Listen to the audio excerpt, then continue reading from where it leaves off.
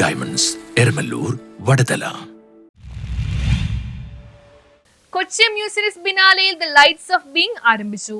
പ്രശസ്ത കലാകാരി ശോഭ ബ്രൂട്ടയുടെ കൃതികൾ പ്രദർശിപ്പിക്കുന്ന കൊച്ചി മ്യൂസിയസ് ബിനാലയുടെ കൊളാറ്ററൽ പ്രൊജക്ടായ RD foundation the lightness of being ആരംഭിച്ചു. ഫോർട്ട് കൊച്ചിയിലെ മോക്ക ആർട്ട് കഫേയിൽ ആരംഭിച്ച പ്രദർശനം പ്രശസ്ത ക്യൂറേറ്ററും സാംസ്കാരിക ആർക്കൈവിസ്റ്റുമായ ഇനാപുരി ക്യൂറേറ്റ് ചെയ്തു. 1970 അശോക് വർമ്മ സ്ഥാപിച്ച RD ഫൗണ്ടേഷൻ 3 പതിറ്റാണ്ടിലേറെയായി സർഗാത്മക, വിമർശനാത്മക അന്വേഷണം, സാംസ്കാരിക ഇടപെടൽ എന്നിവ വളർത്തിയെടുത്തു. ഷഫാലി വർമ്മയുടെ നേതൃത്വത്തിൽ ഫൗണ്ടേഷൻ കല, വിദ്യാഭ്യാസം, സമൂഹം എന്നിവയ്ക്കിടയിൽ പരിവർത്തനാത്മക പ്രവർത്തനങ്ങൾ നടത്തിവരുന്നു. കൊച്ചി ബിനാലെ ഫൗണ്ടേഷന്റെ ഉപദേശ സമിതിയിലും ഷഫാലി വർമ്മ സേവനം RD Foundation is presenting Shobha Bruta at the Kochi Museum Biennale.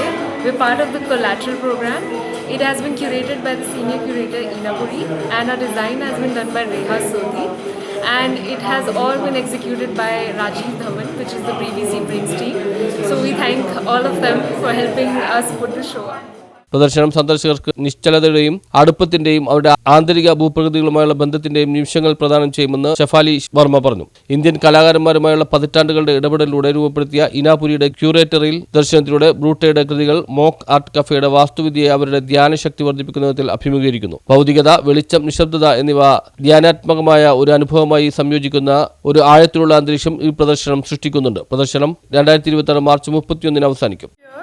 This morning, we are participating in the Kochi Biennale 6th edition, curated by Nikhil Chopra.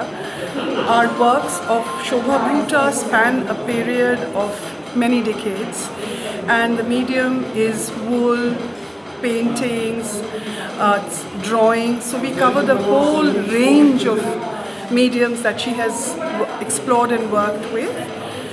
RD Foundation has been behind the show. They have presented it, and I, Inapuri. News bureau, Mattancherry.